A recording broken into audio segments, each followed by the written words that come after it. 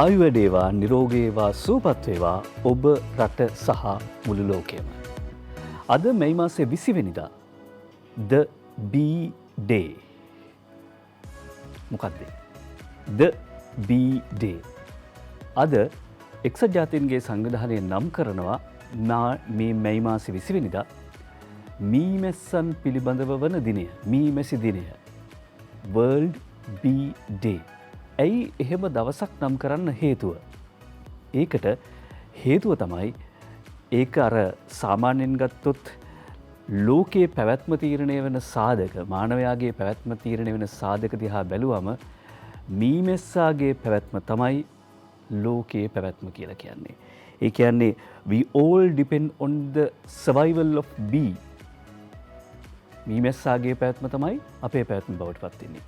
ලෝකේ මීමැසි ප්‍රභේද, මේ කෘමි ප්‍රභේද විශේෂ 25000ක් 30000ක් විතර ඉන්නවා කියලා කියනවා. එයින් මීමැසි වර්ග 4ක් විතර හඳුනා ගන්න පුළුවන් කියලාත් කියනවා. ඒ කියන්නේ මීමැස්සා, මී බිඟු කියලා කියන්නේ, ඊට පස්සේ බඹරුන්, ඊට පස්සේ දඬු ඇල්බෑමී, ඊට පස්සේ කණෙය්‍යන්, මේ වර්ග 4ම මීමැස්සන්ගේ ගණයට වැටෙනවා. මීමැස්සන්ගෙන් ඉටුවන ප්‍රධාන කාර්යයන් දෙකක් තියෙනවානේ. එකක් තමයි මී පැණි ලබා ගන්න එක. ඊටත් වඩා වැදගත්ම කාරණාව තමයි මීමැස්සන් මගින් සිදුවන පරාගණය, පරාගණ ක්‍රියාවලිය. පරාගණ ක්‍රියාවලිය නොවෙනවා නම් අපිට කන්න කෝ බත් ඇටේ සිට පළතුරු මේ සියල්ල, මේ මිහිමත විශ්වය පවතින්නේ, මේ ශාක සන්තතිය පවතින්නේ පරාගණ ක්‍රියාවලිය නිසා. පරාගණ ක්‍රියාවලිය කියලා කියන්නේ අර මල් රේණු එකින් එක සංශ්ලේෂණය වීමේ ක්‍රියාවලියනේ. සරලව ගත්තොත් විද්‍යාත්මක ඊට වඩා ලොකුවට පැහැදිලි කරන්න පුළුවන්. දැන් අනිත් කෘමීනුත් මේ වැඩේ කරනවානේ. අනිත් කෘමීනුත් මල් වලට යනවා, සමනල්ලු මල් වලට යනවා. ඊට පස්සේ අනිත් කියපු එහෙම නැත්නම් ඔය කෘමීන් වර්ග ඉන්නෝ එහෙම මල් වලින් මලකින් මලකට යන ලේන්නු ඉන්නවා. එහෙමනම් ඇයි මේ මීමැස්සන්ට විශේෂතාවක් කියන්නේ? පරාගණයේ සිදුවෙද්දී මේ මලයි ඊළඟ මලයි කියන්නේ පොල් ගහක වැහුවම උදේ පාන්දර අපි හිතමු මීමැස්සෙක් උදේ පාන්දරක වහන්නේ පොල් මලක කියලා. ඊට පස්සේ ඒ මීමැස්ස මුළු දවස පුරාම පොල් ගහ අයිති තාල වර්ගයේ ශාක කුලයේ ගස්වල තමයි වහන්නේ, තැඹිලි ගස් මේ ආදී විදිහට. එහෙම වුණාම තමයි පරාගණ ක්‍රියාවලිය හරියට සිද්ධ වෙන්නේ. දැන් ලේනෙක් මලක රොන් ගන්න, එහෙම නැත්නම් මල් කෙමියකට මුව තිබ්බා, ඊට පස්සේ peer මලකට මුව තිබ්බා කියලා හිතන්නකෝ. ඊට පස්සේ එයා යන්නේ ඒ ළඟම තියෙන වෙනත් ගහකට වෙන්න පුළුවන්. හැබැයි මීමැස්සු ඊට වඩා වෙනස්. The B-Day. අද මීමැස්සන්ගේ දිනය. මීමැස්සන් ආරක්ෂා කර ගැනීමේ වගකීම ඔබට මටත් තියෙනවා. ඒක ගැන හොයලා බලන්න. ඒ අතර අපි වාර්තා කරන්න ඕනේ ප්‍රධාන පුවත් සිරස්වල වලට යන්නත් කලින් අද යුද හමුදාපති ඒකාබද්ධ මාණ්ඩලික ප්‍රධානී ජෙනරාල් ශවේන්ද්‍ර සිල්ව මහත්මයා නිකුත් කළ නිවේදනයේ සඳහන් වෙනවා අද උදෑසන සිට හුදකලා භාවයට පත් කෙරෙන ප්‍රදේශ මඩකලපුව දිස්ත්‍රික්කයේ මඩකලපුව පොලිස් බල ප්‍රදේශයේ සින්නෝරාණි 176 F කලාපය, පළමීම්ඩු 173 C වසම, තිරුචෙන්දූර් 172 B වසම සහ කල්ලිඩිවෙල්ලූර් 171 C වසම, කාතන්කුඩි ප්‍රදේශයේ නොච්චිමුනායි ග්‍රාම නිලධාරී වසමේ නොච්චිමුනායි ග්‍රාමය හැර අනිකුත් ග්‍රාමයන් හුදකලා භාවයට පත් කරනවා. අද දවසේදී හුදකලා භාවයට පත් කරන්නේ මඩකලපුව දිස්ත්‍රික්කයේ මේ කියපු ග්‍රාම නිලධාරී වසම් පමණයි. සමහර විට බලන්න ඔබේ ගම් ප්‍රදේශයත් මේ වෙනකොට හුදකලා භාවයට පත් කරලා තියෙනවා නම් අද උදෑසන සිට හුදකලා භාවයෙන් ඉවත් කරනවා. කොළඹ දිස්ත්‍රික්කයේ පිළියන්දල පොලිස් බල ප්‍රදේශයේ නාම්පමුණුව, ගොරකපිටිය, මාවිත්තර උතුර, පැලැන්වත්ත බටහිර, පැලැන්වත්ත නැගෙනහිර හුදකලා භාවයෙන් ඉවත් කරනවා අද උදෑසන සිට. හැබැයි අද එළියට යන්න පුළුවන්කම තියෙන්නේ අද 20, ඒ කියන්නේ ඉරට්ට සංඛ්‍යාවක්. ඔබේ හැඳුනුම්පතේ අන්තිම අංකය ඉරට්ටේ අගයක් නම් ගන්නේ ඔබට පමණයි අද ගෙදරින් බැහැර යන්න පුළුවන් වෙන්නේ රාජකාරියට යන අයට අමතරව. ඊට පස්සේ කොළඹ දිස්ත්‍රික්කයේ මොරටමුල්ල පොලිස් බල ප්‍රදේශයේ විල්ලෝරාවත්ත සහ විල්ලෝරාවත්ත පොලිස් බල ප්‍රදේශය හුදකලා භාවයෙන් ඉවත් කරනවා. මහර්ගම පොලිස් බල ප්‍රදේශයේ රැව්වල පමුණුව කියන පොලිස් බල ප්‍රදේශ හුදකලා භාවයෙන් ඉවත් කරනවා.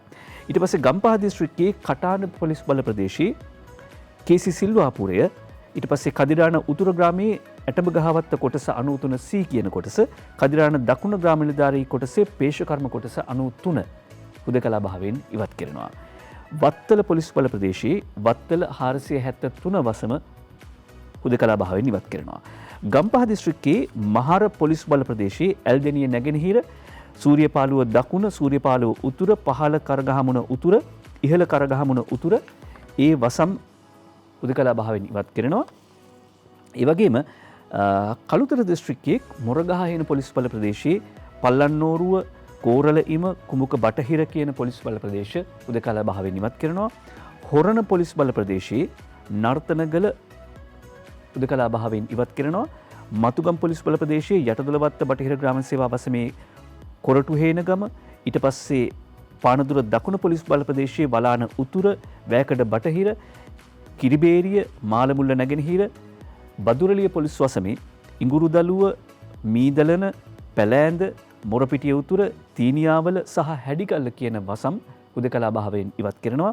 අගලවත්ත පොලිස් බල ප්‍රදේශයේ අගලවත්ත පොලිස් බල ප්‍රදේශයේ පිමුර ග්‍රාම නිලධාරී වසමත් හුදකලා භාවයෙන් ඉවත් කරනවා. නුවරඑළිය දිස්ත්‍රික්කයේ කුත්මලේ පොලිස් බල ප්‍රදේශයේ පනන්ගම්මන සහ වවුනියාව දිස්ත්‍රික්කයේ කුරුක්කුල් පුතුකුලම් හුදකලා ඉවත් කරන අනිත් ප්‍රදේශ තමයි මාතලේ දිස්ත්‍රික්කයේ මාතලේ නාවුල සහ දඹුල්ල කියන පොලිස් බල ප්‍රදේශ. මාතලේ නාවුල සහ දඹුල්ල කියන පොලිස් බල ප්‍රදේශ හුදකලා භාවයෙන් ඉවත් කරනවා. මීට අමතරව ගලේවල පොලිස් බල ප්‍රදේශයේ පහත දැක්වෙන ග්‍රාම නිලධාරී වසම් හැරුණු කොට අනිකුත් සියලුම ග්‍රාම නිලධාරී වසම් මේ මොහොතේ සිට හුදකලා භාවයෙන් ඉවත් කරනවා. ඒ කියන්නේ මෙන්න මේ ප්‍රදේශ ගලේවල පොලිස් බල ප්‍රදේශයේ හුදකලා භාවය ඉවත් කරන්නේ නැහැ. ගලේවල නගරය උඳුයාය පහළ බම්බාව කුඹුගොල්ල තලකිරියාගම පලාපත්වල සහ වැටාකොළු වැව කියන ප්‍රදේශය වැටකොළු වැව වෙන්න ඕනේ ඉංග්‍රීසියෙන් තුමාවන වැටාකොළු වැව කියලා තියෙන්නේ. ගලේවල පොලිස් බල ප්‍රදේශයේ මෙන්න මේ කියන ග්‍රාම නිලධාරී වසම් හැර සෙසු ග්‍රාම නිලධාරී වසම් හුදකලා භාවයෙන් ඉවත් වෙනවා. මෙන්න මේ කියන ගම්වල හුදකලා භාවය තවදුරටත් පවතිනවා. මොනවද? ගලේවල නගරය උදුයාය පහළ බම්බාව කුඹුගොල්ල තල්කිරියාගම පලාපත්වල සහ වැටාකොළු වැව කියන ග්‍රාම නිලධාරී වසම් හුදකලා භාවය තවදුරටත් පවතිනවා.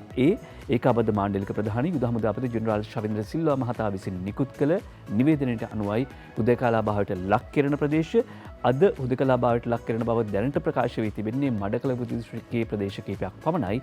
අනිකුත් ප්‍රදේශ හුදකලා භාවයෙන් ඉවත් කරනවා. ඒ ලයිස්තුවයි අපි ඉදිරිපත් කළේ. දැන් සූදානම් ජාතික පුවත්පත් වාර්තා කරන ප්‍රධාන සිරස්තල මොනවද කියලා විමසන්න.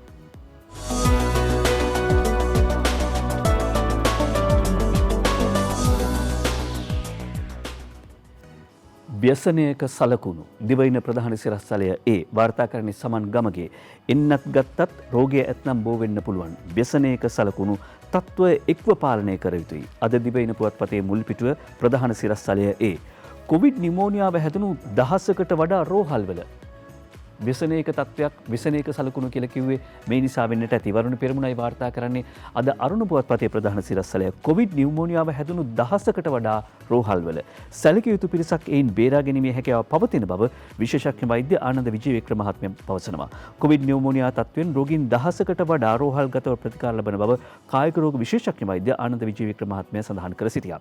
ඊයේ මාධ්‍ය සාකච්ඡාවක් පැවැත්වුණා. ඒ මාධ්‍ය හමුවේ දක්වපු අදහස් විශේෂඥ වෛද්‍යවරුන් මහාචාර්යවරුන් වෛද්‍ය ක්ෂේත්‍රයේ ඔවුන් පළ කරපු අදහස් තමයි විවිධ මානවලින් විවිධ කෝණවලින් මේ එක එක පුවත්පත් වාර්තා කර සිටින්නේ. අද ලංකාදීපේ වාර්තා කරනවා රටම අවදානම් කොවිඩ් නියුමෝනියා රෝගීන් 1000 පන්නලා වාර්තා කරන්නේ දයන උදයාංගනි ක්‍රියාමාර්ග නොගත්තොත් සති 3-4කින් තත්ත්වය දරුණු වේවි. විශේෂඥ වෛද්‍ය ආනන්ද විජේවික්‍රම මහත්මයා කරන ප්‍රකාශයයි වාර්තා කර සිටින්නේ අද ලංකාදීප පුවත්පතේ ප්‍රධාන සිරස්තලයේ හැටියට. ඊට පස්සේ මව්බිම් පුවත්පත අනාවරණයක් කරනවා ඇස්ට්‍රාසෙනිකා දෙවන මාත්‍රාව 5000 ගානේ විකුණන ජාවාරමක්. ඇස්ට්‍රාසෙනිකා දෙවන මාත්‍රාව ගන්න පළවෙනි මාත්‍රාව ගත්ත අය දැන් පුලපුලා බලා සිටිනවා. එහෙම තත්ත්වයක් තියෙද්දි ජේ.ටී.ද සිල්වා GMO වෙතින් ඇමතිනියට සහ සෞඛ්‍ය අධ්‍යක්ෂ ජනරාල්වරයාට කරනු පැමිණිල්ලක් අද මව්බිම් පුවත්පතට වාර්තා කර සිටිනවා. එක්තරා ආයතනයක් මේ එන්නත සඳහා රුපියල් 5000ක මුදලක් ලබා දෙන ලෙස ඉල්ලා ඇති බව තම සංගමයේ වෙත පැමිණිලි කිහිපයක් ලැබී ඇති බව එම සංගමේ ලේකම් වෛද්‍ය සෙනල් ප්‍රනාන්දු මහත්මයා මව්බිම් පුවත්පතට සඳහන් කර තිබෙනවා. එම එන්නතේ පළමුවෙනි මාත්‍රාව ලබාගත් විශාල පිරිසක් දෙවන මාත්‍රාව ලබා ගැනීමට නොහැකිව බලා සිටියේදී මේ දෙවන මාත්‍රාව ලබා ගැනීම සඳහා පිටස්තර ආයතනයක් රුපියල් 5000ක මුදලක් ලබා ගැනීම බරපතල ප්‍රශ්නයක් බව රජයේ වෛද්‍ය නිලධාරීන්ගේ සංගමය අවධාරණය කරනවා. ඇස්ට්‍රාසෙනිකා එන්නත රුපියල් 5000කට විකිණීමේ ජාවාරම් පිළිබඳ ලැබුණු පැමිණිලි සෞඛ්‍ය ඇමතිනි පවිත්‍රා වන්නිආරච්චි සෞඛ්‍ය සේවා අධ්‍යක්ෂ ජෙනරාල්වරයා වෙත ඉදිරිපත් කළ බව සඳහන් කරන වෛද්‍ය සිනාල් ප්‍රනාන්දු මේ සම්බන්ධයෙන් පුළුල් විමර්ශනයක් වහාම පවත්වන ලෙසත් ඉල්ලා සිටිනවා.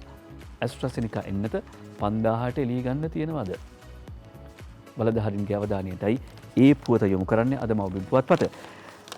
අද පුවත්පතේ ප්‍රධාන සිරස්තලය නිදර්ශනී වික්‍රමසිංහ සහ නවෝදා පමණි වාර්තා කර සිටින්නේ රටක් ලෙස ක්‍රියාමාර්ග නොගත්තොත් සති 3කින් අතිභයානක තත්ත්වයක්. පළමු වතාවට දිනක කොවිඩ් රෝගීන් ගණන 3000 ඉක්මවා වාර්තා වෙනවා. අලුත් අවුරුදු පොකුර 53285 දක්වා ඉහළට. ඊයේ දිනේදී රෝගීන් 3591ක් පළමු වරට දිනකදී මරණ 36ක් වාර්තා වෙනවා. අද පුවත්පත සඳහන් කරනවා ඒ නිසා මේ තත්ත්වය තුළ රටක් ලෙස ක්‍රියාමාර්ග නොගත්තොත් සති 3කින් අතිභයානක තත්ත්වයක් ඇතිවිය හැකියි කියලා ජාතික බෝනවන රෝග විද්‍යායතනයේ කායික රෝග විශේෂඥ වෛද්‍ය ආනන්ද විජේවික්‍රම මහත්මයා කරන ප්‍රකාශය අද වාර්තා කර සිටිනවා. පුවත්පත් කිහිපයකම මෙහෙම අවශ්‍ය ක්‍රියාමාර්ග නොගත්තොත් මහා ව්‍යසනයක් දක්වා ව්‍යාප්ත වීමේ දැඩි අවධානයක් පවතින මේ පවතින තත්ත්වය අපි තව මාස 3කින් නැත්නම් තවත් සති 3කින් මීට වඩා අති භයානක තත්ත්වයක් දකින්න වෙනවා අපිට මේ තත්ත්වය සඳහා පියවර ගත්තේ නැත්නම්. මේ කාල සීමාව තුළදී සිරුරේ ප්‍රතිශක්තිය රඳා පවත්වා ගැනීම අත්‍යවශ්‍ය බැවින් සමබල ආහාර වේලක් ලබා ගැනීම, නිසි පරිදි ව්‍යායාම කිරීම සහ දුම්පානයෙන් වැළකී සිටීම සුදුසු බවත් ආනන්ද විජේවික්‍රම මහත්මයා පවසනවා. එතකොට කොවිඩ් රෝගීන් ගණන කීයද, ඇඳන් කීයද, ඔක්සිජන් තියෙනවද, මේ වගේ කාරණා ගැන සිගරට් උර කයිය ගහන උදවියට තමයි විශේෂඥ වෛද්‍ය ආනන්ද විජේවික්‍රම මහත්තයා කියන්නේ ඒවා සෞඛ්‍ය අංශවල වගකීම. හැබැයි ඔබේ වගකීම තමයි ව්‍යායාම කරන්න ඕනේ, සමබල ආහාර වේලක් ගන්න ඕනේ, දුම්පානයෙන් වළකින්න ඕනේ. දැන් අවදානම් සාගත තත්ත්වයක් තියෙන්නේ ලංකාවේ විතරද කියලත් ඔබට හිතෙන්නට පුළුවන්. ලෝක සෞඛ්‍ය සංවිධානයේ දත්ත වාර්තා කරන විදිහට කොහොමද ලෝකේ වාර්තාවීම කොවිඩ් ආසාදිතයන් ලංකාවේ තත්ත්වය ගත්තොත් මේ වෙනකොට 1,51,343ක් රෝගීන් වාර්තා වෙනවා.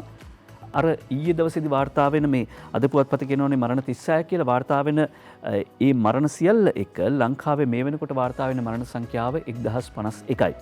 කොවිඩ් කාර්යසාධක බලකාය ඊයේ රෑ 11:53ට යාවත් කාලීන කරනවා මේ දත්ත.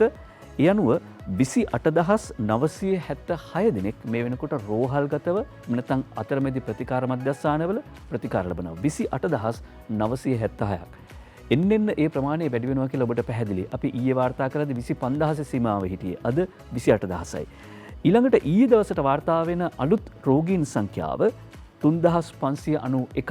මෙතෙක් ලංකාවෙන් දෛනිකව වාර්තා වෙන වැඩිම රෝගීන් සංඛ්‍යාව මේ 3,591ක් ඊයේ වාර්තා වෙනවා. 1,51,343ක් වාර්තා වෙද්දී 1,22,367ක් සුව වෙලා ගෙදර ගිහිල්ලා තියෙනවා. ඒක තමයි සුවදායි පණිවිඩ වෙන්නේ. ලංකාවේ තත්ත්වය එහෙමයි. එතකොට ලෝකේ 16,55,34,831ක් වාර්තා වෙනවා මේ වෙනකොට සමස්ත කොවිඩ් ආසාදිතයන් සංඛ්‍යාව. 16,55,34,831ක් වාර්තා වෙනවා. මරණ 34,30,985ක්. තවදුරටත් ඉන්දියාව තමයි ලෝකයට අසුබ පුවත් පළ කරන්නේ, අසුබ පුවත් ගෙනියන්නේ. ඊයේ දවසට විතරක් වාර්තා වෙන ඉන්දියානු සමස්ත ආසාදිතයන් සංඛ්‍යාව 2,76,261ක්. ඊයේ මරණ 12,767ක් වාර්තා වෙනවා ලෝකේ. ඒ මරණ 12,767න් මරණ 3,880ක්ම වාර්තා වෙන්නේ ඉන්දියාවෙන්. 2,76,261ක් වාර්තා වෙනවා රෝගීන්. 3,880ක් වාර්තා වෙනවා ඉන්දියාවේ මරණ ඊයේ දවසට විතරක්. දැන් ඊයේත් අපි වාර්තා කර සිටියා ඉන්දියාවේ ගම්මානවලට රෝගිය පැතිර යාමේ අවදානම දැන් වැඩි. එන්න රෝගීන් වාර්තා වෙන්න පටන් අරගෙන තියෙනවා. ඒ විතරක් නෙවෙයි, දැන් මෙතෙක් පළවෙනි රැල්ල සාර්ථක වෙච්ච සිංගප්පූරු වගේ රටවල්, වියට්නාම් වගේ රටවල්, හොංකොං වගේ රටවල් වලට අවදානම දැනෙන්න පටන් අරගෙන තියෙනවා. ඊළඟට ඕස්ට්‍රේලියාව කියනවා ඔවුන් විදේශීය සංචාරකයන් සඳහා පනවන සීමාව 2022 මැද භාගය දක්වා පවත්වාගෙන යාමට සිද්ධ වෙනවා කියලා. ඒ අනුව ගත්තාම මේ වෙනකොට මේ තියෙන තත්ත්වය ලංකාවේ අපිට දැනෙන මේ තර්ජනාත්මක ස්වරූපය ලෝකයේ හැම තැනටම මේ තර්ජනය ඒ ආකාරයෙන් පවතිනවා. ඒ නිසායි ලෝක සෞඛ්‍ය සංවිධානයත් සසල වෙලා තියෙන්නේ එන්නත් කරණය එන්නත් බෙදී යාම පිළිබඳව තියෙන ගැටලුව පිළිබඳව. අද පුවත්පත එහෙම වාර්තා කරනවා සති 3කින් අති භයානක තත්ත්වයක්. ඒකේ වගකීම අපිට තියෙනවා ප්‍රවේශම් වෙන්න. ඒ අතර දිනමිනි පුවත්පතේ ප්‍රධාන සිරස්තලයට යනවා වරාය නගරයේ රැකියාවලින් 75% ශ්‍රී ලාංකිකයන්ට අගමැති පාර්ලිමේන්තුවේදී කියයි කොමිසමේ බහුතරයේ ශ්‍රී ලාංකිකයෝ සභාපතිත්වයට ශ්‍රී ලාංකිකයෙකුට ස්වර්ණ විජේකෝන් සුභාෂිනී සේනානායක සහ මහින්ද අලුත්ගෙදර අද වාර්තා කරනවා දිනමිනි පුවත්පතේ ප්‍රධාන සිරස්තලය. මේ කාරණාව ඊයේ පාර්ලිමේන්තුවේදී සාකච්ඡාවට ගෙනුණු නිසා අපි තවදුරටත් වරාය පනත පිළිබඳව පාර්ලිමේන්තුවේදී කරන සාකච්ඡාව වාර්තා කරන්න බලාපොරොත්තු වෙනවා. අපි දැන් සූදානම් ප්‍රධාන සිරස්තල වලින් පස්සේ ජාතික පුවත්පත් වාර්තා කරන සෙසු පුවත්වලට අවධානය යොමු කරන්න. ගංගා තරංගරාව දීරිදී වනින් මල් පිපී කුලෙන් කුලේ හැපි ගායනා කරන්නේ ආකාශයේ නැගී වීරයන්ගේ ඒ යශෝ ගීතයයි. ඊයේත් ඇහුනේ චාම්බ නිහඬව පැවතුණු ඒ උත්සවයේදී වීරයන්ගේ ඒ යශෝ ගීතය. දෑ විරු කළ ගුණ සිහි කළ ජාතික රණවිරු සමරුම අද මව්බිම් පුවත්පත ඡායාරූප පළ කරනවා පිටුවක් පුරා. ජාතික පුවත්පත් සියල්ලම වගේ දෑවිරු කළ ගුණ සිහි කළ ජාතික රණවිරු සමරුම පිළිබඳව ඡායාරූප පළ කර සිටියා.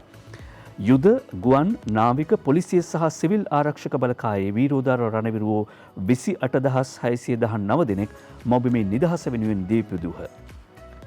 ආබාධිත වූ රණවිරුවෝ 27000කට අධිකය සෞඛ්‍ය උපදෙස් වලට අනුගතව ඔවුන් වෙනුවෙන් ජාතිය ප්‍රණාමය පළ කරමින් රණවිරු සැමරුම අතිගරු ජනාධිපති ගෝඨාභය රාජපක්ෂ එවැගේම එවකට සේනාධිනායක වත්මන් අග්‍රාමාත්‍ය ගරු මහින්ද රාජපක්ෂ කියන මහතුරුන්ගේ ප්‍රධානත්වයෙන් පැවති ආකාරය ඡායාරූප සහිතව වාර්තා කර සිටිනවා. මේ ඡායාරූප වාර්තා කරන්නේ ජීවන් චන්දිමාල්, සාගර ලක්මාල් ද මෙල්, උපුල් නිලංග, සුමිද කීර්ති ජනාධිපති මාධ්‍ය අංශයේ. රණවිරු කළ ගුණ සිහි කළ ජාතික රණවිරු සැමරුම රණවිරුවන්ට යුද්ධ කාලේ විතරක් නෙවෙයි යුද්ධෙන් පස්සෙත් ආබාධිත රණවිරුවන්ට පියෙක් දරුවන්ට සලකන්න හා සමානවම සැලකීම සඳහා කරන ක්‍රියාමාර්ග අභිමන්සලට ගියාම පේන්න තියෙනවා. ඒ අභිමන්සල කියලා කියන්නේ යුද්ධය වෙනුවෙන් ගොඩනැගුණු එක්තරා අන්දමක ස්මාරකයක් වගේ. යුද්ධෙන් මියගිය රණවිරුවන් වෙනුවෙන් කරන ස්මාරක ගොඩනැගී තිබෙනවා. යුද්ධයෙන් සදාකාලිකවම ආබාධිත වුණු තමන්ගේ ඇස් ඉස් මස් ලේ දන් දුන් ඒ අභීත වීර පුතුන් ආබාධිත වීර පුතුන් වෙනුවෙන් තැනුණු ස්මාරකයක් හා සමානයි අභිමන්සල. යුද්ධෙන් පස්සෙත් ඒ රණවිරුවන් ඒ ආකාරයෙන් බලා ගන්නවා කෘතවේදී ජාතියක සලකුණක්. දෑවිරු කළ ගුණ සීකල ජාතික රණවිරු සැමරුම පිළිබඳව මව්බිම් වාර්තා කරන ඒ පුවතින් පස්සේ අපි මව්බිම් පුවත්පතේ ප්‍රධාන සිරස්තල ගොනුවට නැවත වතාවක් යන ලෑස්ති මුල් පිටුවට අවධානය යොමු කරනවා. මව්බිම් පුවත්පත කොවිඩ් සම්බන්ධ වාර්තා කරන පුවත් කිහිපයක් තියෙනවා. අත්‍යවශ්‍ය ද්‍රව්‍ය ඖෂධ ආහාරපාන නිවසේ රැස් කර තබා ගන්න කියලා ඒකාබද්ධ මාණ්ඩලික ප්‍රධානී යුද හමුදාපති ජෙනරාල් ශවේන්ද්‍ර සිල්ව මහත්මයා කරන ඉල්ලීම චාමර අමරසූරිය වාර්තා කර සිටිනවා අද මව්බිම පුවත්පතේ. ඇයි මෙහෙම කියන්නේ? අත්‍යවශ්‍ය ද්‍රව්‍ය ඖෂධ ආහාරපාන ආදිය මේ දින කිහිපයේ නිවස් තුළට රැස් කර ගන්නා ලෙසට කොරෝනා ව්‍යාප්තිය වැළැක්වීමේ ජාතික ක්‍රියාන්විත මධ්‍යස්ථානයේ ප්‍රධානී යුද හමුදාපති ජෙනරාල් ශවේන්ද්‍ර සිල්ව මහත්මයා මව්බිමට සඳහන් කළා.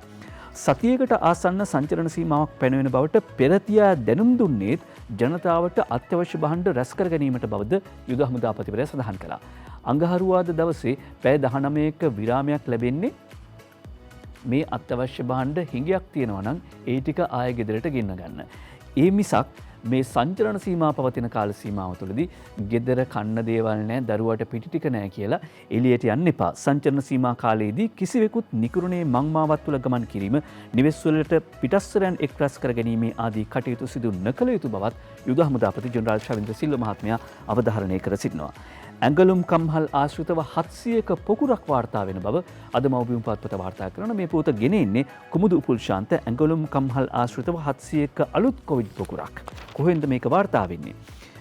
වාර්තා වෙන අන්දමට තුල්හිරිය ඇඟලුම් කර්මාන්ත ශාලාවකට අනුබද්ධිත මීරිගම, අලව්ව, ගලිගමුව, අවිස්සාවෙල්ල, කෑගල්ල, මාවනල්ල ඇතුළු ඇඟලුම් ආයතන කිහිපයක සහ පුදුකුඩු ඉරිප්පු කියන ඇඟලුම් කර්මාන්ත ශාලා තුළ සේවයේ නියුතු 3000කට ආසන්න පිරිසක් සම්බන්ධයෙන් සිදු කළ පරීක්ෂාවකදී තමයි මේ විදිහට 700ක් දෙනා ආසාදිතයි කියලා හමු වෙලා තියෙන්නේ. ඒ වගේම අනුරාධා හේරත් මව්බිමට වාර්තා කරනවා හෙට සිට 31 වනදා තෙක් දින 10ක් ගුවනින් මෙරටට ඒම තහනම්. සිවිල් ගුවන් සේවා අධිකාරිය නිවේදනය කර සිටිනවා. අපිත් ඉල්ලා හිටියා, අපිත් මතක් කර සිටියා, අපිත් ජෙනරාල් ශවේන්ද්‍රසිල්ල මහත්මයා දුරකථනයෙන් සම්බන්ධ කරගත්තම අපිත් ඇහුවා රටවිරුවන් ගෙන්නන්නේ නැද්ද, කොච්චරක් ගෙන්නනවද කියලා. හැබැයි අපිට පහුගිය කාලේ සංඛ්‍යාලේඛන දිහා බැලුවම පේන්න තියෙන කාරණාවක් තමයි ඒ විදේශගතව සිට ශ්‍රී ලංකාවට පැමිණෙන ඒ හිතවතුන් මගින් විශාල ප්‍රමාණයෙන් මේ වෛරසය ලංකාවට පැමිණි බව. එහෙම නැත්නම් එයින් අදහස් කරන්නේ ලංකාව තුළ ව්‍යාප්ත වුණා කියන කාරණාවට වඩා ලංකාවට දෛනිකව විදේශගතව සිට පැමිණෙන ඒ ශ්‍රී ලාංකික ශ්‍රමික හිතවතුන් අතරින් විශාල වශයෙන් ආසාදිතයන් වාර්තා වෙන්න පටන් ගත්තා. ඒකත් මේ දෛනික කොවිඩ් ආසාදිතයන් සංඛ්‍යාව ඉහළ යාමට ඒ ඉලක්කම වැඩි වෙන්න හේතු වුණා. හෙට සිට 31 වනදා තෙක් දින 10ක ගුවන් මගින් මෙරට ඒම තහනම් කියලා සිවිල් ගුවන් සේවා අධිකාරිය තීන්දුවක් ගන්නවා. ඒ වගේම අද උදේ සිට නැවත දැනුම් දෙනතුරු ආගමන විගමන දෙපාර්තමේන්තුව තේරෙන භාෂාවෙන් කිව්වොත් පාස්පෝර්ට් ඔෆිස් එක අද උදේ ඉඳලා නැවත දැනුම් දෙනතුරු වසා තබන බවත් සඳහන් කර සිටිනවා. ඒ අතරේ කැලණියේ කැලුම් එස් හැන්නදි වාර්තා කරනවා සෞඛ්‍ය මාර්ගෝපදේශ 48 අනිවාර්යයි. පොදු ප්‍රවාහනයේදී සෞඛ්‍ය නීති කැඩුවොත් වහාම 0.72යි 5යි 111යි 555 දුරකථන අංකයට කියන්න. බස්වල එද්දී කොවිඩ් මාර්ගෝපදේශ කඩනවා කියලා අර පොල් පැටෙව්වා වගේ පටවගෙන යනවා නම් ආසන ගානට වඩා වැඩිපුර පටවාගෙන යනවා නම් පොදු ප්‍රවාහන සේවාවලදී මෙන්න මේ අංකෙ මතක තියාගෙන කියන්න කතා කරලා 0.72යි 5යි 111යි 555 තමයි දුරකථන අංකය. ඒ වගේම මහාචාර්ය නිලීකා මලවිගේ මහත්මිය ඊයේ අර තිබිච්ච මාධ්‍ය සාකච්ඡාවේදී මතු කරපු අදහසක් අද සවනි ශේෂාදී මව්බිම් පුවත්පතට වාර්තා කරනවා. එන්නත ගත්තත් සමාජ දුරස්වභාවය අනිවාර්යයෙන්ම රැක්ක යුතුයි. සමහර වෙලාවට ඔබත් ටිකක් අවුල් වෙනවා. කවුරු කියන එකද පිළිගන්න ඕනේ. මොකද වෛද්‍ය වෘත්තිකයන්ගේ සමහර සංවිධාන එකක් කියනවා. ඊට පස්සේ එක එක වෛද්‍යවරු එක එක අදහස් කියනවා. එහෙම කියද්දී මෙන්න මහාචාර්ය නිලිකා මලවිගේ මහත්මිය කියන කාරණාව ලෝක සෞඛ්‍ය සංවිධානය විසින් බ්‍රිතාන්‍ය, දකුණු අප්‍රිකාව, බ්‍රසීලය සහ ඉන්දියානු ප්‍රභේද වඩාත් භයානක ප්‍රභේද විදිහට හඳුන්වා තිබෙනවා. එතුමි සඳහන් කරන්නේ ලෝක සෞඛ්‍ය සංවිධානය කියන්නේ WHO එක බ්‍රිතාන්‍ය, දකුණු අප්‍රිකාව, බ්‍රසීල සහ ඉන්දියානු ප්‍රභේද වඩාත් භයානක ප්‍රභේද ලෙස අර්ථ දක්වලා තිබෙනවා. ඒකට හේතුව තමයි ඒවා පැතිරෙන වේගය වැඩි, ආසාදෙනුවන්ට තියෙන සංකූලතාව වැඩි, මරණ සංඛ්‍යාව වැඩි. එනිසා විශේෂයෙන්ම එන්නත් වලට ප්‍රතිචාර නොදක්වන තත්ත්වයක් පවතින නිසා කුමන ප්‍රදේශයකින් ආවත් වෛරස් ප්‍රභේදය මේ ඕනම වෛරසයක වෙන්න පුළුවන් තත්ත්වය අවදානම එහෙම නැත්නම් ඒකේ බලපෑම එක හා සමානයි.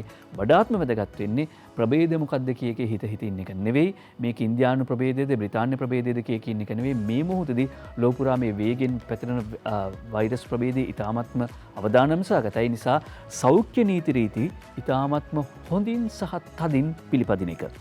එන්නත්කරණය මගින් බලාපොරොත්තු වන ප්‍රධානතම කරුණ වනුයේ රෝග නිසා ඇතිවන සංකූලතා අවම කිරීම සහ මරණයට පත්වීමේ ඉඩකඩ අඩු කිරීම නිසා එන්නත් ලබාගත් අයෙකුට රෝගය වැළඳීමට ඇති හැකියාව අවමයි.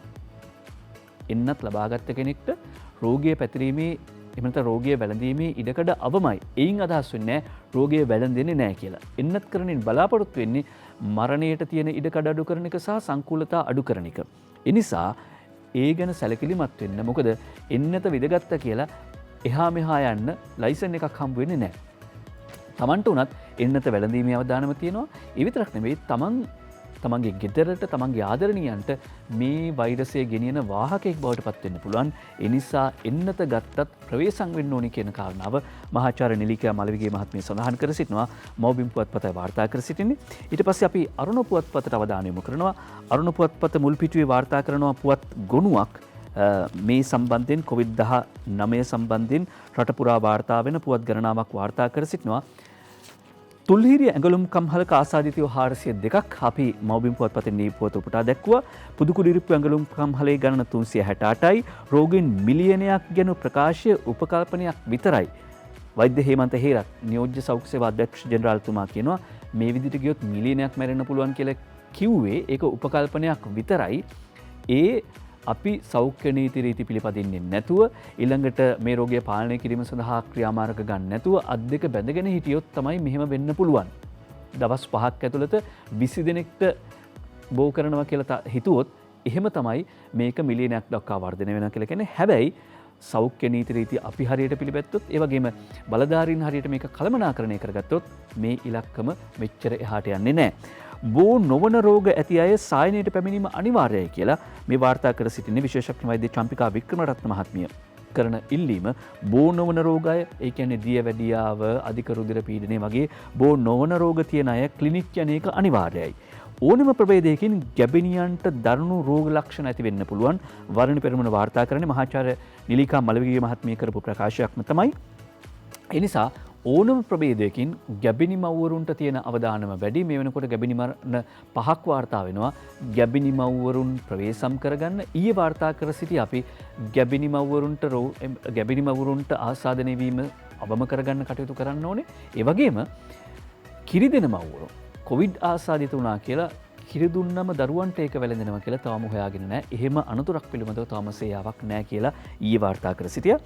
උදේජී වේකනායක වාර්තා කරනවා දින 12ක් ඇතුළත චීන එන්නත් ලක්ෂ 5ක් නොමිලේ ලැබීමට නියමිත බව. සයිනෝෆාර්ම් එන්නත් මාත්‍රා ලක්ෂ 5ක් ප්‍රදානය කිරීමට චීන රජය එකඟ වූ බව ඖෂධ නියාමනය පිළිබඳ රාජ්‍ය අමාත්‍ය මහාචාර්ය චන්න ජයසුමන මහත්මයා සඳහන් කර සිටින බව වාර්තා කර සිටිනවා.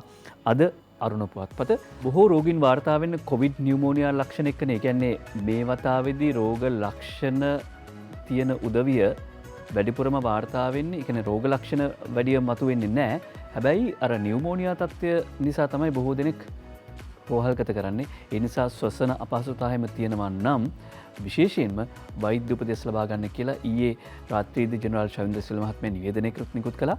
මේක නවධානයෙන් ඉන්න අවුරුදු 55ට වැඩි අය සම්බන්ධයෙන් විශේෂයි. හේතුව තමයි මරණ වැඩිපුරම වාර්තා වෙන්නේ මේ වයස් සීමාවෙන් එපිට අයට. අවුරුදු 60ට වැඩි උදවිය අතර තමයි මරණ වැඩිපුරම වාර්තා වෙන්නේ.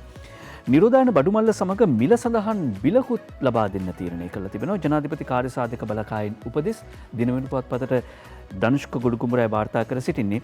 රුපියල් දසදහසක අත්‍යවශ්‍ය ආහාර ද්‍රව්‍ය අඩංගු බඩුමල්ලක් ලබා දෙනවා.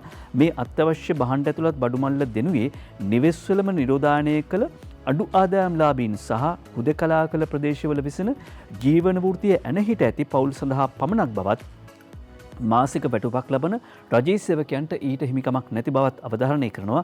ඊයේ මේ පිළිබඳව සාකච්ඡාවක් තිබුණ අරලිගහ මන්දිරයේදී තරුණ කටයුතු අමාත්‍ය නමල් රාජපක්ෂ මහත්මයාගේ ප්‍රධානත්වයෙන් එහිදී කියලා තියෙනවා මේ බඩු මල්ලේ තියෙන බඩු කල් ඉක්ුත් වෙන ඉක්මනින් කල් ඉක්ුත් වෙන බඩු එහෙම දාන්න එපා.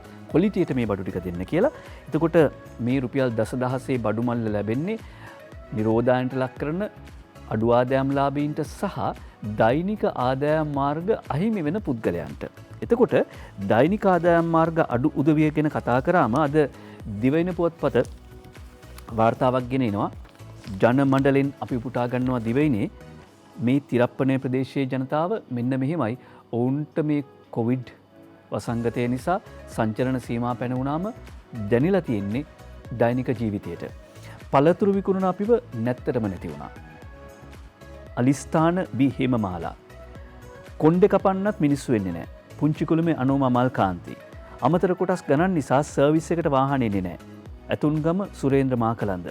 හයර් නැතිව වාරික ගෙවන්න විදියක් නැහැ. තිරප්පනේ චමින්ද ජයසූරිය. අලබතල කාලා ඉන්නවා වෙන මොනවා කරන්නද? තිත්තියාගම ප්‍රසන්න ලක්ෂ්මන්. දැන් ගම්වල එහෙම අලබතල කොස් දෙල් හරි කාලා ඉන්න පුළුවන්. හැබැයි නගරවල අලවවන්නේ ලේන් වලද? මාළුවැල්ලුවට විකුණ ගන්න බෑ. එංගිනියාගම ධනංජය කුමාර. ඒ කියන්නේ මේ සංචරණ සීමා පැනවීම ලොක්ඩවුන් කරනවා කියලා කියන එක එහෙම කියන තරම්ම ලේසි නෑ. එහෙම වුණාම ජන ජීවිතයට කොහොමද බලපාන්නේ? මේ තමයි සාමාන්‍යයෙන් දෛනික ජීවිතයේ දෛනික ආදායම් මාර්ග දෛනික ජීවනෝපාය ක්‍රමවලට හුරු වෙලා ඉන්න ජනතාවගේ මැසිවිල්ල දුක් අඳෝනාව. එහෙම තියෙද්දි අද පුවත්පත වාර්තා කරනවා PCR පරීක්ෂණයක් නිසා ගමක්ම ලොක්ඩවුන් කරන්න සිද්ධ වුණා කියලා. සිඹලාපිටිය ග්‍රාමීණ නිලධාරී කොට්ටාසය දින 14කට හුදකලා කරයි. කෑගල්ල දිස්ත්‍රික්කයෙන් වාර්තා වෙන්නේ කෑගල්ල සිඹලාපිටිය ප්‍රදේශයේ පදිංචි පුද්ගලයෙක් කෑගල්ල පොදු වෙළඳ සංකීර්ණයේ වෙළඳසැලක් පවත්වාගෙන යන බවත් ඔහුට COVID-19 වෛරසය ආසාදනය වීමෙන් පසුගිය 16 වෙනිදා කෑගල්ල මහරෝහලේදී ජීවිතක්ෂයට පත්වීමක් සිදු වුණා. ඊට පස්සේ මේ පුද්ගලයාගේ ගෙදර ආශ්‍රිත පවුල් කිහිපයක් ස්වයන් නිරෝධායනට ලක් කළා. ඒ ප්‍රදේශයේ අයට PCR කරන්න කියලා ගියා. සෞඛ්‍ය වෛද්‍ය නිලධාරීතුමා ඇතුළු පිරිස ගියාම එක පිරිසක් PCR කරන්න කැමති වුණා. තවත් පිරිසක් PCR කරන්න අකමැති වුණා. සමහරලාට අර කලින් වාර්තා කළා වගේ දෛනික ජීවිතයේ දෛනික ආදායම් මාර්ගවලට තියෙන ගැටලුව වැරදිලා හරි පොසිටිව් වුණොත් මොකද රස්සාව කරගන්න විදියක් නෑ. හදිස්සියේ මේක ලොක්ඩවුන් කරයි කියලා. එහෙම බය නිසා වෙන්නේ නැති.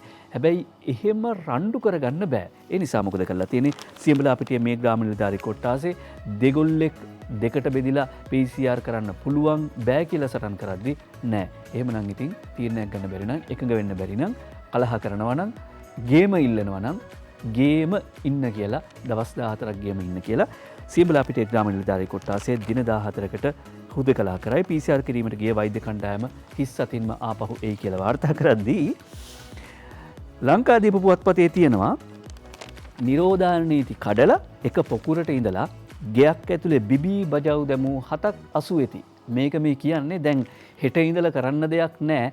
වැඩට යන්නත් බෑ, එළියට යන්නත් බෑ. ගෙයක් ඇතුලේ බිබී බජව් දාන්න හිතාගෙන ඉන්න උදවිය ඇතිනේ. කුරුණෑගල විශේෂ අතුලපි බණ්ඩාර වාර්තා කර සිටින්නේ නිරෝධායන නීති කඩ කරමින් බණ්ඩිපොළ ප්‍රදේශයේ නිවසක් තුළ මත්පැන් සාදයක් පැවැත්වූ 7 දෙනෙකු ඊයේ අලුයම 1:30ට පමණ අත්අඩංගුවට ගත් බව ගොකරැල්ල පොලිසිය කියනවා. මතකයිනේ ඊයේ කතා කරාමත් කිව්ව නියෝජ්‍ය පොලිස්පති අජිත් රෝහණ මහත්මයා නිරෝධායන නීති කඩ කළාම ඕන්නම් මහවුළු ගෙදර අවුරුදු 6ක් ඉන්න වැඩ කටයුතු සලස්සන්න පුළුවන්. ගෙයක් ඇතුලේ බිබී බජව් දාපු 7ක් කොටු වෙති කොච්චර කාලයක් මහවුළු ගෙදර තපින්න වෙයිද කවුද දන්නේ. ඇල්ල ප්‍රසාද් රුක්මල් වාර්තා කරනවා අද ලංකාදීපේ තියෙන පුවතක් නීති විරෝධී තමයි. පෙරදිද බලන්න. ගෙදර නිරෝධායනය වෙද්දී මව හොරෙන්ම දුවගේ කේන්දරය බලන්න ගිහින්. කොරෝනා නිසා ආසාදනය වෙමින් සිටි නිවසක දියණියක හදිසියේ මල්වර වී වැඩවියට පත්වීමෙන් පසුව දියණියගේ කේන්දරය බලා ගැනීමට මව නිවසින් හොර රහසේ පලා යාමේ පුවතක් බදුල්ලට නුදුරු ගම්මානයකින් වාර්තා වෙනවලු.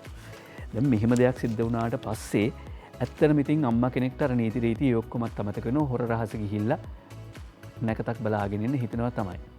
බලන්න මේ වගේ දේවල් ඒත් කරන්න එපා. මොකද ඉන්දියාවෙන් අපි දකිනවනේ මේ චාරිත්‍ර වාරිත්‍ර කරන්න කියලා ගිහිල්ලා අන්තිමට කොහෙන්ද කෙලවර වුණේ කියලා. ඒ නිසා පුළුවන් නම් ටෙලිෆෝන් එකෙන් වගේ කතා කරලා මේ දේවල් කරගන්න. මේ විශේෂයෙන්ම නිරෝධායන වෙනවා නම් මොනම හේතුවකටවත් එළියට යන්න බෑ. නිරෝධායන නීති රීති මැද්දේ එහෙම නැත්නම් සංචරණ සීමා කිරීම මැද්දේ උනත් ඊයේ පාර්ලිමේන්තුව රැස් වුණා. ඊයේ පෝට් සිටිය පිළිබඳව කතා වුණා. අග්‍රාමාත්‍ය මහින්ද රාජපක්ෂ මහත්මයා පෝට් සිටිය පිළිබඳව මේ විවාදයට එක්වමින් සඳහන් කරපු අදහස් අද ජාතික පුවත්පත් වාර්තා කරනවා. දිනමිනි පුවත්පතේ ප්‍රධාන සිරස්තලයේ උනිත් එය වරායනගර ව්‍යාපෘතියෙන් ඇමරිකන් ඩොලර් බිලියන 15ක ආයෝජන මෙරට ගෙන්වා ගැනීමට ක්‍රියා කරනවා. පාර්ලිමේන්තු විවාදයේදී අගමැතිතුමා කියනවා. එතුමා මේ විවාදයේදී සඳහන් කරන අදහස් ගැන අවධානය යොමු කරන එක වටිනවා. ඇයි මේ නව ව්‍යාපෘතිය ගේන්න සිද්ධ වුණේ? විශේෂයෙන්ම මිහිදි 2014දී ලෝක බැංකුවේ ව්‍යාපාර කිරීමේ පහසුතාව, ඒ කියන්නේ ඩුයින් බිස්නස් ඉන්ඩෙක්ස් එක අනුව ශ්‍රී ලංකාව 85 වන ස්ථානයේ තිබුණේ. හැබැයි 2019 වෙනකොට ඒක 99 වෙනි තැනට පල්ලම් බැස්සා. අවුරුදු 5කදී පල්ලම් බැස්සා 85 ඉඳලා 99ට. ඒ විතරක් නෙවෙයි 2006 සිට 2014 දක්වා අවුරුදු 9ක කාලයේදී අපේ රට සංවර්ධනය වූ වේගය පිළිබඳව ඔබ දන්නවා. ඒ කාලෙදී විවිධ අභියෝග මැද්දේවත් ශ්‍රී ලංකාවේ දලදේශීය නිෂ්පාදිතය ඇමරිකන් ඩොලර් බිලියන 24 ඉඳලා ඇමරිකන් ඩොලර් බිලියන 79 දක්වා බිලියන 55කින් වැඩි වුණා ඒ අවුරුදු 8 ඇතුලේ. හැබැයි ඊට පස්සේ 2015 ඉඳලා 2019 කියන අවුරුදු 5 ඇතුලේ අපේ රටේ දලදේශීය නිෂ්පාදිතය වැඩි වුණේ ඇමරිකන් ඩොලර් බිලියන 80 ඉඳලා බිලියන 82 වෙනකම් විතරයි. බිලියන 2කින් විතරයි වැඩි වුණේ. ඊළඟට මොකක්ද මේ ඇති වෙලා තියෙන තත්ත්වය? COVID-19 තත්ත්වයත් එක්කම රට අභියෝගාත්මක තැනකට මුහුණ දුන්නා. දින 66ක් තිස්සේ මුළු රටම වසා දැමීමට අපට සිදු වුණා. මුළු ව්‍යාපාර ක්ෂේත්‍රයේම දැඩි අභියෝගවලට මුහුණ දීමට සිදු වුණා. එමගින් මුළු ලෝකයේම සිදු ආකාරයට අපේ රටේ ආර්ථික පසුබෑමක් සිදු වුණා. 2020 අවුරුද්දේදී 3.6කින් අපේ ආර්ථිකය හැකිලුණා. මෙවැනි සංශෝධන ඉදිරිපත් කරන්න සිද්ධ වුණේ පහුගිය ආණ්ඩුව විසින් කරන ලද්ද අඥාන පත්වීම් නිසා ශ්‍රී ලංකාවේ ජනතාවට සිදුවලා තියෙන වැරදි අත්දැකීම්, නරක අත්දැකීම්, නරක පූර්වාදර්ශ. ඒ කියන්නේ අර්ජුන් මහේන්ද්‍රන් වගේ ලංකාවේ පුරවැසි භාවයේ නැති පුද්ගලයෝ පත් කළා පහුගිය ආණ්ඩුව කරපු වැරදි නිසා තමයි මේ සමහර කාරණා පිළිබඳව ජනතාවට බයක් ඇති වෙලා තියෙන්නේ, තිගස්මක් ඇති වෙලා තියෙනවා. අග්‍රාමාත්‍යතුමා කියනවා එහෙම වෙන එක සාධාරණයි කියලා. ඊයේ පාර්ලිමේන්තුවේදී මේ පිළිබඳව පක්ෂව ඒ කියන්නේ එහෙයි කියන්න සහ බැහැයි කියන්න මේ දෙපැත්තටම අදහස් පළ වුණා.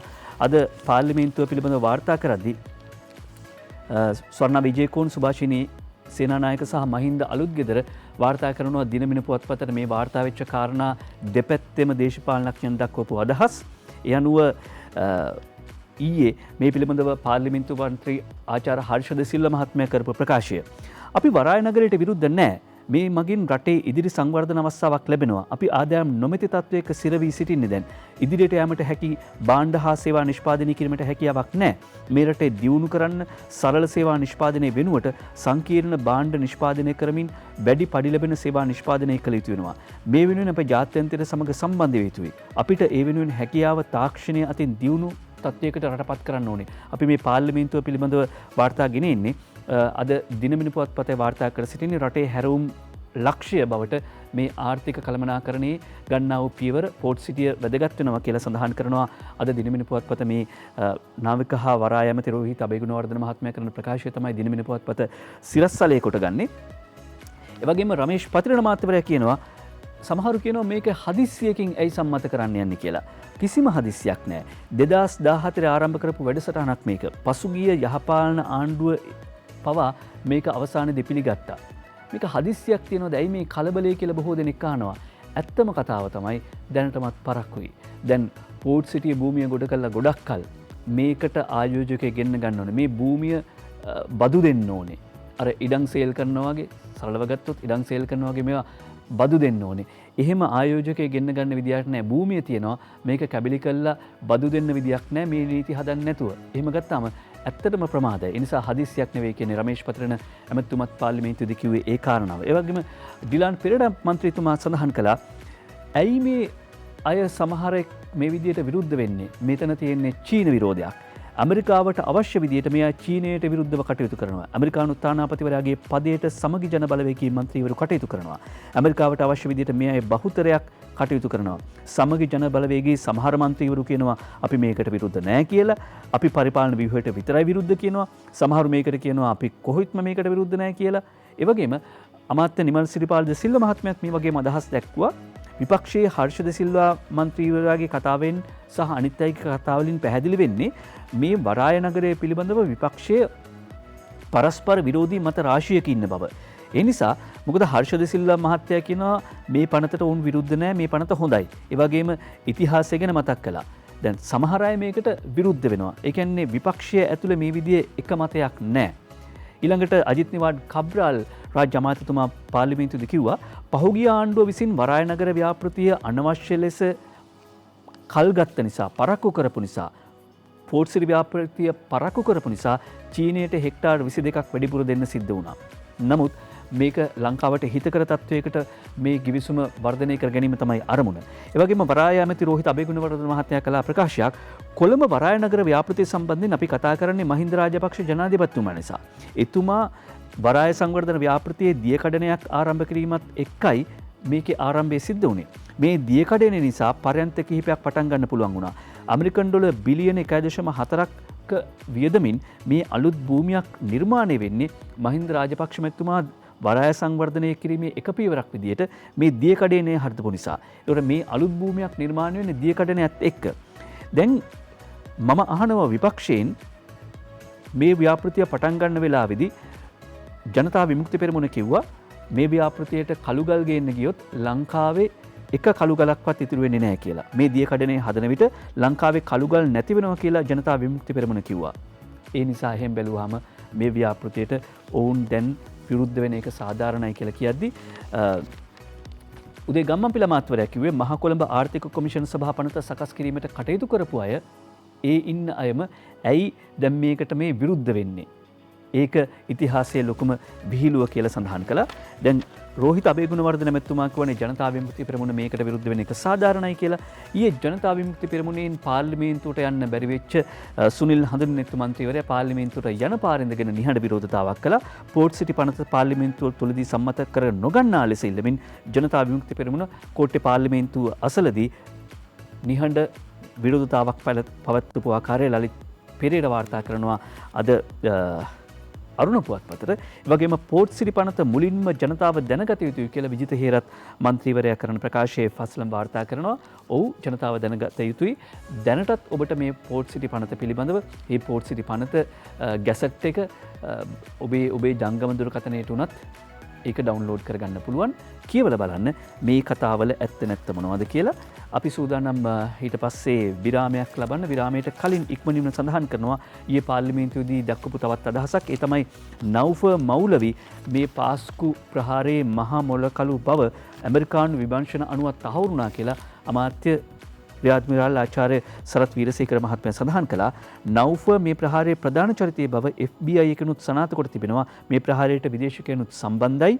නීතිපතිවරයා තමන්ගේ රාජකාරී කාලය තුළ විශිෂ්ට කැපවීමක් පෙන්නුවා. එතුමා විශ්‍රාමයේදී කියන දේවල් දැන් වාර්තා වෙනවා. ඒ අතරේ යහපාලනයෙන් අන්තවාදීන්ට දුන් පිත්තල අපි දේශීය කර්මාන්තකරුවට ලබා දෙනවා කියලා රාජ්‍ය අමාත්‍ය ප්‍රසන්න රණවීර මහත්මයා කියනවා. දේශීය අමුද්‍රව්‍ය බැංකුවෙන් පිත්තල ටොන් 30ක් බෙදා දීමේ උළෙල. දේශීය අමුද්‍රව්‍ය බැංකුව අලුත් සංකල්පයක්. එතකොට යහපාලනයෙන් අන්තවාදීන්ට දුන් පිත්තල අපි දේශීය කර්මාන්තකරුවන්ට දෙනවා කියලා කියද්දී පවතින හිඟේ පීවන්න යෝන් සේනාංක මධ්‍යස්ථාන වලට පැමිණ ලේ පරිත්‍යාග කරන්න කියලා තරුණ කටයුතු සහ ක්‍රීඩා ඇමති නාමල් රාජපක්ෂ මහත්මයා ඉල්ලීමක් කරනවා. මේ වෙනකොට රුධිරයේ හිඟතාවක් තියෙනවා. ඒ නිසා ලේ දෙන්න පුළුවන් පින්වතුන් ලේ දන් දී ජීවිතයක් බේරගන්න මේ වෙසක් මාසයේ. චිත්‍රපටිවල දකිනා වගේ අර ත්‍රාස්‍යජනක චිත්‍රපටිවල දකිනා වගේ මෙහෙයුමක් සිද්ධ වුණා. මහා වැලිකොල්ලයක් පටලයි ගුවන් හමුදාව සහ පොලිස් විශේෂ කාර්ය බලකාය එක්ව ත්‍රිකෝණමලේ මුතුරුහි සින්නක්කාර පාලමස්සල සිදු කරන තිබූ මේ මහා පරිමාණ අනවසර වැලිකොඩු දැමීම පිළිබඳව ශ්‍රී ලංකා ගුවන් හමුදා බුද්ධි තොරතුරු මත ගුවන් හමුදා අංක 3 සමුද්‍රීය නිරීක්ෂණ බලගණයට අයිති බීච් ක්‍රාෆ්ට් 200 ගුවන් යානය දින ගණනාවක් ඔත්තු බලලා අන්තිමට ගුවන් හමුදාවේ MI 17 වර්ගයේ හෙලිකොප්ටර් යානාවක් ආධාරයෙන් ශ්‍රී ලංකා ගුවන් හමුදා රෙජිමෙන්තු විශේෂ බලකාය සහ පොලිස් විශේෂ කාර්ය බලකා බටෙන් ගුවනින් එම ස්ථානයට ගොඩබස්වලා මේ මෙහෙයුමේදී ටිපර් රථ 21ක්, ට්‍රක් රථ 8ක්, ට්‍රැක්ටර් 13ක්, බෝට්ටු 34ක්, යතුරුපැති 37ක්, ජංගම දුරකථන 30ක් ඇතුළු පුද්ගලයන් සහ භාණ්ඩ විශාල ප්‍රමාණයක් අත්අඩංගුවට අරගෙන තිබෙනවා. ගුවන් හමුදාපති ආමාශල් සුදර්ශන පතිරණ පොලිස්පති සී.ඩී. වික්‍රමරත්න කියන මහතුරුන්ගේ නියෝගවලට අනුව පොලිස් විශේෂ කාර්ය බලකායේ අනධි නිලධාරී නියෝජ්‍ය පොලිස්පති වරුණ ජයසුන්දර මහත්මයාගේ මෙහෙයවීමෙන් වවුනියාව කලාපයේ බාර අනධි නිලධාරී ජ්‍යෙෂ්ඨ පොලිස් අධිකාරී ලක්ෂ්මන් අබේකෝන් මහත්මයා ප්‍රමුඛ විශේෂ කාර්ය බලකායේ නිලධාරීන් පිරිසක් තමයි මේ වැඩේ කළා තියෙන්නේ. ලංකාදීප පුවත්පත මේත් එක්කම ඡායාරූපත් පළ කරලා තිබුණා. ඊළඟට අපි යනවා මේ මහා කොල්ලෙන් පස්සේ පොහොර පිළිබඳව කොල්ලයක් සිද්ධ වෙනවා. ඒ කියන්නේ පොහොර වැඩිමිලට විකුණනවා. පොහොර වලින් ගසා කෑ 38 දෙනෙකුට නඩු වැටලීම් දිගටම කවුරු හරි වැඩිමිලට පොහොර විකුණනවා නම් ඒ අය පිළිබඳව පාරිභෝගික කටයුතු අධිකාරියට දැනුම් දෙන්න කියලා අමාත්‍ය මහින්දානන්ද අලුත්ගමගේ මහත්මයා සඳහන් කරනවා. සාලී කුමාර ගුණසේකර අරුණට වාර්තා කරන මේ කාරණාව. ඒ වගේම 21 වෙනිදා රැයට වැහෙන ආර්ථික මධ්‍යස්ථාන ජලි විවෘත වන්නේ 25 වෙනිදා. ඒ නිසා අස්සනු එතෙක් නෙලන්න එපා. අමති මහින්දානන්ද අලුත්ගමගේ ඉල්ලීමක් කරනවා. 21 වෙනිදා රැයට වැහෙන ආර්ථික මධ්‍යස්ථාන ජලි විවෘත වන්නේ 25 වෙනිදා. එතෙක් අස්සනු නෙලන්න එපා. අද මේ පුවත්පත් කිහිපයකම පළ වෙනවා පොහොර පිළිබඳව කතිකාවත.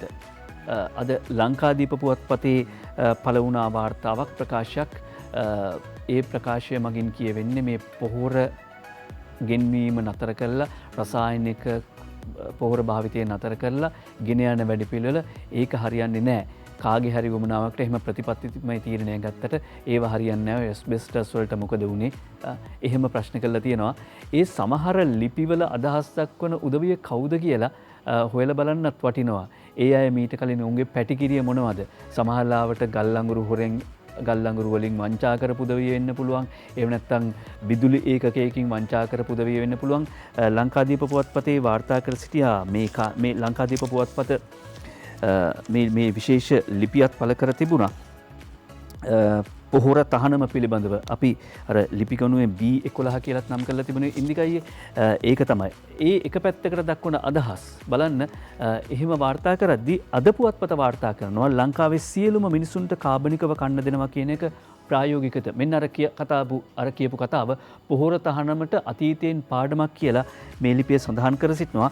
හැබැයි මේ අතීතයෙන් පාඩමක් කියලා කිව්වට මේකට මේක කරන්න බැරි වැඩක් කියලා තමයි සඳහන් කර සිටින්නේ. ඒකයි මම කියන අය කවුද කියලත් අසන්න සිහිබුද්ධියෙන් විමසිය යුතුයි. හැබැයි ඇතම් විශේෂඥයන් රටට ආදරය කරන විශේෂඥයන් දක්වන අදහස් පළ කරනවා ලංකාවේ සියලුම මිනිස්සුන්ට කාබනිකව කන්න දෙනවා කියන එක ප්‍රායෝගිකද කියලා. ගත් පියවර ආපස්සට නොගෙන රසායනික පොහොර භාවිතය මුළුමනින්ම ඉවත් කළ ලෝකයේ පළමු රට බවට ශ්‍රී ලංකාව පත් කිරීමේ අභියෝගය බාර ගන්නවා. රසායනික පොහොර භාවිතයෙන් ඉවත් වූ කිසිදු රටක් ප්‍රෝකේ නොමැතිවීමේ අරමුණට ළඟා වීමට බාධාවක් නොවේ. රසායනික පොහොර භාවිතයෙන් ඉවත් වූ කිසිදු රටක් ප්‍රෝකේ නැහැයි කියලා ඒක අපේ අරමුණට යන්න බාධාවක් නෙවෙයි. කතා කර නොසිට ගොවියා දැනුම්වත් කර වගා බිමට බැස නිරෝගිමත් පරපුරක් බිහි කිරීමට එක්වන්න කියලා අද පුවත්පතට මේ ලිපිය ලියමින් ඉල්ලීමක් කරනවා. ගැටලුව තියෙන්නේ කොතනද කියලා. සමහර විද්වතුන් දක්වන අදහස් ගැනත් අවධානය යොමු කරද්දී දඹුල්ල කේ.කේ. ආරේදාස වාර්තාවක් පළ කරනවා කාබනික පොහොර හදන්න ගිහින් අමාරු වැටුණු තිරිය මිනිසාගේ කතාව. ඉඳුල් හා අපජලය උපයෝගී කරගෙන සාර්ථකව වගාබිමක් වගේම කාබනික පොහොර නිපදවන අපූරු වැවිලිකරුවෙක් මාතාලේ මහවෙල ප්‍රදේශයේ ඉන්නවලු නමින් පුෂ්ප කුමාර ගමගේ කියන මහත්තයා. මේ පොහොර නිෂ්පාදනය සිදු කරමින් තමන් සේවකයන් 12 දෙනෙකුට රැකියා ලබා දී තිබෙන බව පෙන්වා දෙන මේ මහතා තමන්ගේ පොහොර නිෂ්පාදනයට බරපතලම බාධාව ඇතැම් රාජ්‍ය නිලධාරීන් විසින් සිදු කරන බව කියා සිටි. ඔන්න ජනාධිපති කාර්යසාධක බලකායකුත් පිහිටුවලනේ තියෙන්නේ මේ හරිත විප්ලවය වෙනුවෙන්. මේ ඉඳුල් සහ අපජලය භාවිත කරමින් කාබනික පොහොර නිෂ්පාදනය කරන 12 දෙනෙක්ට රස්සාවල් දීපු මේ පුෂ්ප කුමාර ගමගේ කියන මහත්තයා කියනවා මට පොහොර නිෂ්පාදනය කරන්න තියෙන ලොකුම බාධාව රාජ්‍ය නිලධාරීන්. ඔන්න හොයලා බලන්න මේවා තමයි මේ ජාතික වැඩපිළිවෙල හරිත විප්ලවයට තියෙන බාධා.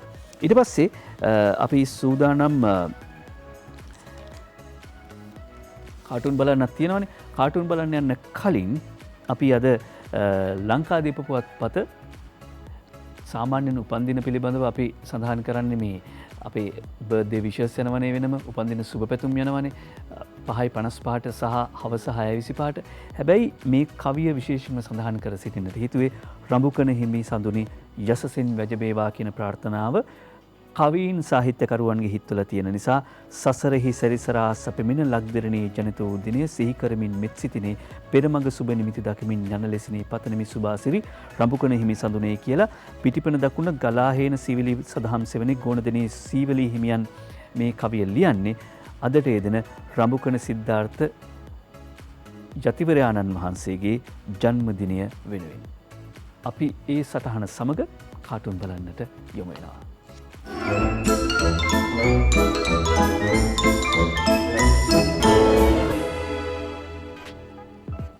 දිනමුණි පුවත්පතේ දින මින පුවත්පතේ අංජනගේ පොකට් කාටුනේ එයාට රටේ ජනතාව ගැන පිස්සුවක් තියෙනවා කියලා සජිත් කියනවා. අපිටත් ඔය ලෙඩේ තිබුණා. ආණ්ඩුව ගත්තට පස්සේ හොඳ වුණා. ආණ්ඩුව නැති කාලේ තියෙන පිස්සුව එකක්, ආණ්ඩුවක් තියෙනකොට තියෙන පිස්සුව තවත් එකක්. පංකජුරුවින්දගේ සරදම රෙජිනෝල් කුරේ මහත්තයා රූපවාහිනී සභාපතිතුමා වුණානේ. රෙජිනෝල්ට සභාපතිකමක් දීලා. එයාට නම් අග්‍රඵලය ලැබිලා. සුවාරිස් ගාවට යනවා දාස හපුවලානේ නිර්මාණය කරන්නේ. මෙන්න ගියාම සුවාරිස් ගෙයින් එළියේ පොඩි මඩුවක් අටවගෙන ඉන්නවා. සුවාරිස්ට පේනවා මොකෝ බං එළියේ. අපේ කොරෝනා ලෙඩා කාමරේ. මේක තමයි එතකොට GMO එකේ තියරි එක. ඒ කියන්නේ ලෙඩා ගෙයි තියාගත්තොත් ලෙඩ නොවෙච්ච ගෙදර අනිත් අයට ඉන්න වෙන්නේ මෙහෙමද කියලයි සුවාරිස් අහන්නේ. වරාය නගරයේ ආශිර්වාදයක් කියන්නේ බං. චීනුන්ටද සර්? මේ කාටුන් එක ශ්‍රීකාන්තගේ ශ්‍රී දූපත දිනමින පුවත්පතෙන් තෝරගන්නේ. වරාය නගරයේ ආශිර්වාදයක් වෙන්නේ කාටද? ඊළඟට අපි යනවා ජනරාණී කාටුනේට. වරාය පනත සම්මත කළොත් එක රටක් ඇතුළේ නීති දෙකක් හැදෙනවලු. අවුලක් නැහැ. ඒයි දැනුත් දේශපාලනඥයන්ට එක නීතියකුයි අපට එක නීතියකුයි දෙකක් රට ඇතුළේ තියෙන්නේ. ඊට පස්සේ අපි යන්නේ දිවයින පුවත්පතේ ෆේක් බුක් කාටුනේට. ජයරත්න වික්‍රමසිංහ තමයි නිර්මාණය කරන්නේ මේ පොකට් කාටුනය. හැබැයිටම ඔය පෝට් සිටිය කියන එකෙන් අපට ඇති වෙන වාසිය මොකක්ද සර්? උඹලා කලබල වෙන්න එපා. ඒක මම චීනෙන් අහලා කියන්නම්. ඒ ජයරත්න වික්‍රමසිංහගේ කාටූනය. ඊට පස්සේ අපි යනවා අරුණ පුවත්පතට හුරේරා අඳින කාටූනය. හසන්ත විජයනායක තමයි හුරේරා නිර්මාණය කරන්නේ. ඡන්ද ක්‍රමයේ සිද්ධ වෙන්න ඕන වෙනස්කම් ගැන මහජන අදහස් විමසන්න යනවලු. මහජන අදහස් විමසන්න යනවලු ඡන්ද ක්‍රමයේ වෙන්න ඕන වෙනස්කම් ගැන. ඡන්ද කාලයට සුරංගනා කතා කියන්නේ නැත්තම් ක්‍රමේ වෙනස් වෙයි. වෙනස් වෙන්න ඕනේ ඡන්ද ක්‍රමේද එහෙම නැත්තම් පුරවැසියන්ද. රටට ඕනේ ආණ්ඩුළු රටේ පුරවැසියන්ට ගැලපෙන ආණ්ඩුළු රටකට ලැබෙන්නේ. හසන්ත විජේනායක අඳිනවා කාටූන් එකක්. නීතිපතිතුමා මේ සංචරණ සීමා බලපැවැත්වෙන කාල සීමා ඇතුළත එතුමගේ සේවා කාලයත් ඉවර වෙනවා. එතුමා දැන් පිම්බිලාද කවුරු හරි පුම්බලාද? පහුගිය දවස්වල සමහර මාධ්‍ය කරපු සාකච්ඡා දිහා බැලුවම හිතනවා කවුරු හරි පුම්බනවද කියලාත්. හසන්තට හිතෙන්නේ එහෙමයි. මේ පුම්බපු නීතිපතිතුමා තමන්ගේ අතට මිටියයි තරාදියයි අරගෙන ආකාශේ පාවෙනවා. මේ පාවිල්ල කොහෙන් අතර වේද කියලා තමයි හසන්ත අහන්නේ. කවුද එහෙම පුම්බලා තියෙන්නේ? රංචගොඩ ළමයට යනවා. සුපිරිසිදු සටන් බිම අභයාරාමය පරසිදු සටන් බිම අභයාරාමයට රිංගා ඇතිසේකි කුක්කෙක් බව්වව්. දැන් රට පුරා යන්නේ යුක්‍රේන රටෙන් මෙහි ආ කොරෝනාවයි දැන ගනියව් බව්. කවුද මේ දවස්වල එහෙම අභයාරාමයට රිංගලා බව්වව් කියන්නේ කියලා රංචගොඩ ළමයා කියනවා. මෙවැනි සොයා ගැනුමක් මින් පෙර කිසිවෙක් සිදු කර නොමැත අම්මපා බෙල්ලන පමණයි. ඒ වෙනුවෙන් එල්ලෙන්නට බලුවලිගේ සම්මානයක් දුන්නොත් නරකද රජයෙන්. ඒ වෙනුවෙන් එල්ලන්නට බලුවලිගේ සම්මානයක් දුන්නොත් නරකද රජයෙන්. බෙල්ලන කියන වෛද්‍යවරයා කාගේ පඩිපතේද ඉන්න කියන එක තමයි මේකෙන් නිකං වගේ ප්‍රශ්න කරන්නේ. ඊට පස්සේ අපි සූදානම් නික්මෙන්න කවි දෙකක් තෝරගන්න. එකක් තමයි ගජමන්නෝනගේ ගිනි කසේ කරකවනවා. ලෝකයේ දවන දුක්ගිනි කන්දක් සේමා ලෝකයේ දවන දුක්ගිනි කන්දක් සේමා උහලනු බැරි තරම් එය දරුණු යබෝමා සැනසුම දකින්නට නම් එක් වී සැවුමා නොබිඳිමු කිසිවිටක සංචරණයේ සීමා නොබිඳිමු කිසිවිටක සංචරණයේ සීමා. දවසේ පද 4දී විදුර අබේනායකත් කියන්නේ සංචරණ සීමා හරියට පන්සිල් පද හා සමානයි. කොවිඩ් මරණ ගණනත් දැන් දහස පනී වෙසක් සඳත් සැඟවී යයි නොපෙනී පෙනී. නිවෙස්වලම හිඳ මිතුරණ මිතිරියනී සුවනීතිය රකිමු සිල්පද රකිනු මෙනී. සුවනීතිය රකිනු සිල්පද රකිනු මෙනී කිව්වම සමහරු සිල්පද රකින විදියට මේ සුවනීතියත් රකින්න එපා. ඒ කියන්නේ අර හක්කේ දඩමස් බොක්කේ දඩමස් හක්කේ බුදුරැස් කියලා කියනවනේ. ඒ නිසා සුවනීතිය රකමු සිල්පද රකිනමිනී කියලා කිව්වේ අර හොරෙන් සිල් බිඳින අය වගේ නෙවෙයි. ඇත්තටම මේ සිල්පද රකිමු කියලායි විදුර අබේනායක දවසේ පද 4න් ඉල්ලන්නේ. ඒකම තමයි පත්තර මේන්තුවේ අපෙත් ඉල්ලීම. ඔබට ආයුබෝවන්.